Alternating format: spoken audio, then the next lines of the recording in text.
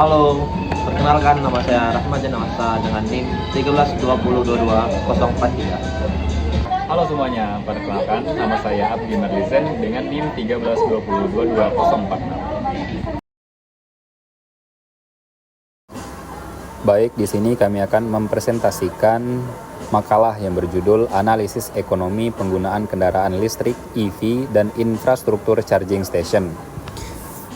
Anggota kami yaitu Muhammad Reza Mutakin 034, Rahmat Januarsyah 043, dan Abdi Marlizen saya sendiri 046. Yang pertama yaitu latar belakang. Perubahan iklim dan emisi gas rumah kaca menjadi isu global yang mendesak, di mana sektor transportasi menyumbang emisi karbon akibat bahan bakar fosil. Kendaraan listrik EV hadir sebagai solusi ramah lingkungan yang mengurangi ketergantungan minyak dan menekan biaya operasional jangka panjang. Meski teknologi EV dan dukungan pemerintah terus berkembang, adopsi EV masih rendah karena keterbatasan infrastruktur pengisian daya.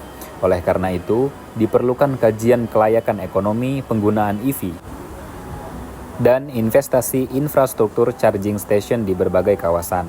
Hasil studi ini penting untuk membantu pemangku kebijakan dan pelaku industri mengambil keputusan strategis dalam mendukung transisi menuju transportasi berkelanjutan. Selanjutnya, yaitu rumusan masalah. 1. Apa itu kendaraan listrik EV dan charging station? 2. Bagaimana peningkatan ekonomi dengan penggunaan kendaraan listrik EV? 3. Bagaimana kelayakan investasi kendaraan listrik EV? 4. Bagaimana rencana anggaran biaya pengisian daya charging station pada suatu wilayah? Selanjutnya yaitu tujuan penelitian. 1. Mengetahui apa itu kendaraan listrik EV dan charging station. 2. Mengetahui apa saja peningkatan ekonomi dengan penggunaan kendaraan listrik EV. 3. Menganalisis kelayakan investasi EV dan charging station. 4. Mengestimasi biaya pembangunan dan operasional infrastruktur pengisian daya. Selanjutnya yaitu hasil pembahasan. 2.1. Kendaraan listrik EV.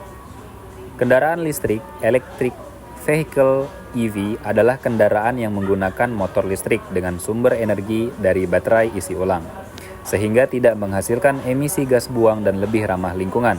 Sejarah EV dimulai sejak abad ke-19, namun baru berkembang signifikan kembali di era modern. Di Indonesia, perhatian terhadap EV mulai tumbuh sejak awal 2010-an, ditandai dengan munculnya mobil listrik karya anak bangsa seperti Selo pada tahun 2012 yang dipelopori oleh Ricky Elson. Pemerintah turut mendorong perkembangan EV melalui berbagai kebijakan, sehingga produsen seperti Wuling berhasil meraih pasar besar di Indonesia. Meski prospeknya cerah, tantangan utama yang masih dihadapi adalah minimnya infrastruktur pengisian daya yang belum merata dan biaya investasi pembangunan charging station yang sangat tinggi. Selanjutnya 2.1.1 Jenis-jenis kendaraan listrik. Jenis kendaraan listrik EV dibedakan berdasarkan sumber tenaga dan sistem penggeraknya, yaitu Battery Electric Vehicle (BEV) menggunakan listrik sepenuhnya dari baterai tanpa mesin bensin. Contohnya Wuling Air EV, Toyota BZ4X, Kia EV6.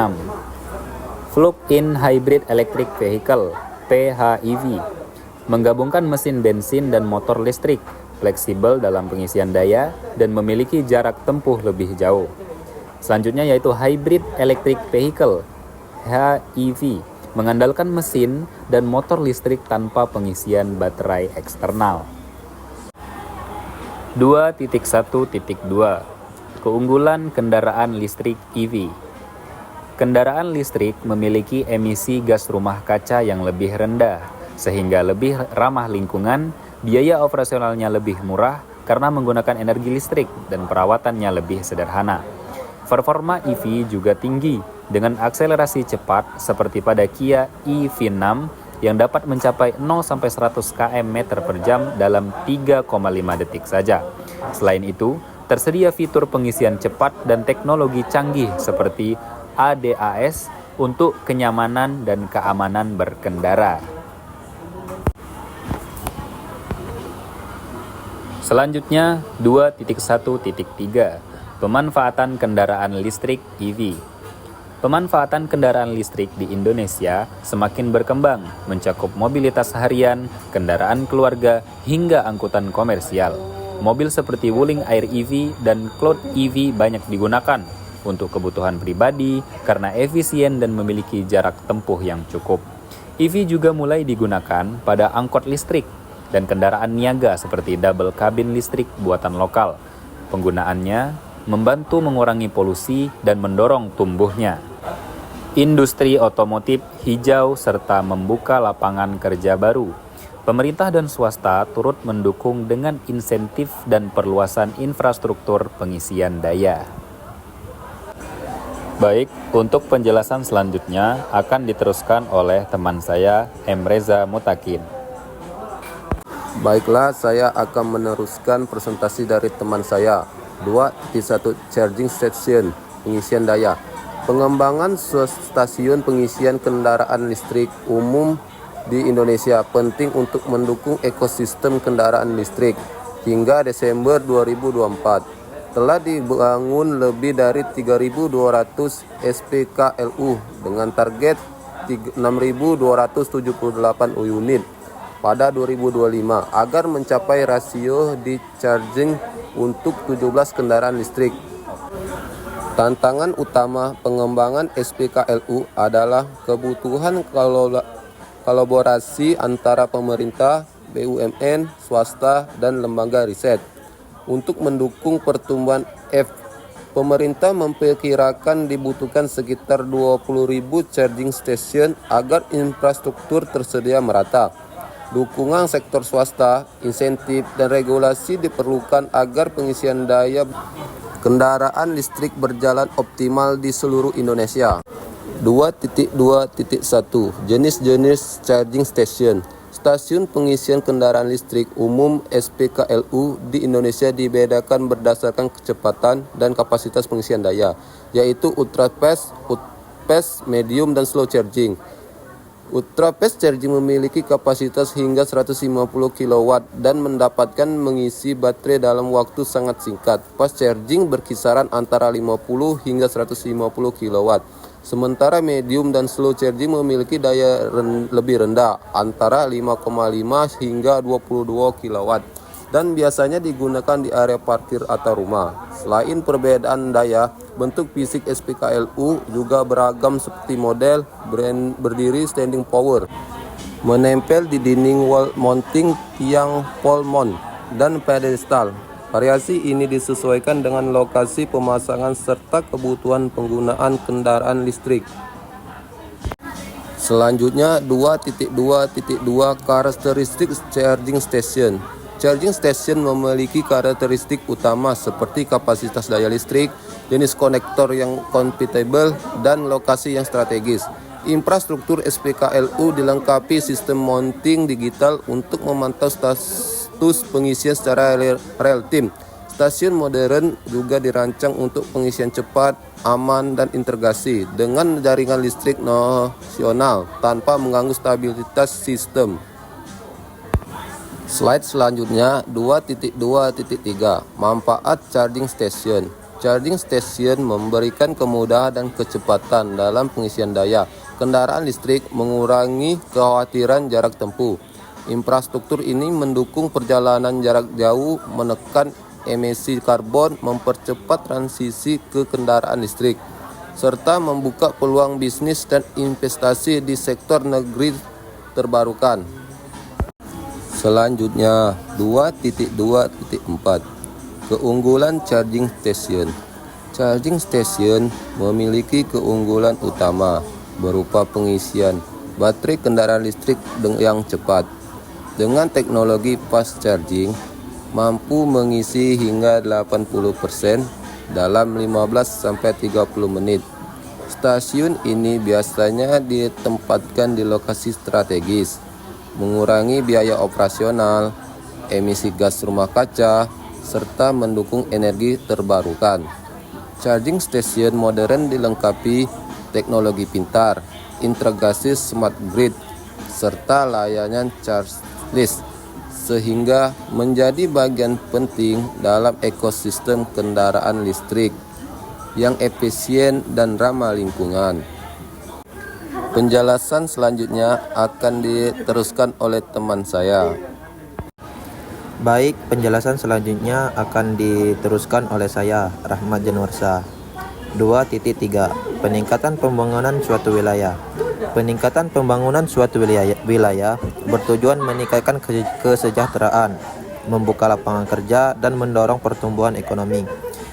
Faktor utama keberhasilan meliputi ketersediaan sumber daya, infrastruktur, kualitas SDM, serta kebijakan yang baik. Pemerintah, swasta, dan masyarakat perlu bersinergi dengan tetap menjaga kelestarian lingkungan agar pembangunan berjalan inklusif, merata, dan berkelanjutan.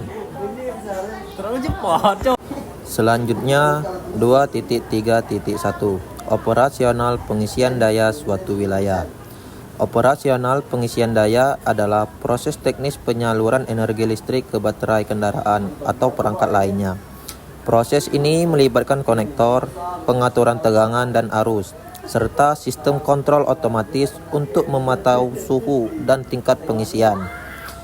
Efisiensi dan keamanan sangat penting, terutama dalam skala besar seperti stasiun pengisian kendaraan listrik, agar pengisian berlangsung optimal, aman, dan memperpanjang usia perangkat yang digunakan.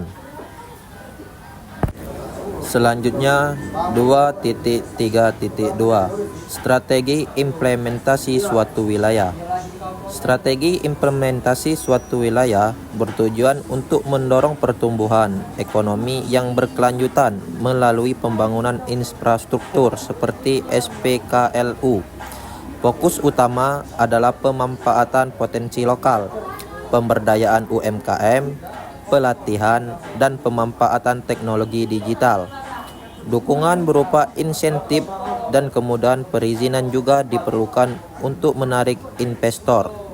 Strategi ini akan lebih efektif dengan pendekatan kolaboratif pentahelix atau pemerintah, swasta, akademisi, komunitas, dan media. Selanjutnya 2.3.3 Tantangan penggunaan motor listrik. Penggunaan motor listrik di Indonesia menghadapi berbagai tantangan seperti terbatasnya infrastruktur pengisian daya atau SPKLU, harga kendaraan listrik yang masih tinggi, dan kapasitas baterai yang terbatas. Selain itu, layanan purna jual dan bengkel khusus masih minim, serta rendahnya kesadaran masyarakat menjadi hambatan tambahan. Regulasi dan kolaborasi antar pihak juga perlu diperkuat. Semua tantangan ini harus diatasi melalui edukasi, inovasi teknologi, serta dukungan kebijakan agar adopsi kendaraan listrik dapat berjalan lebih cepat dan efektif.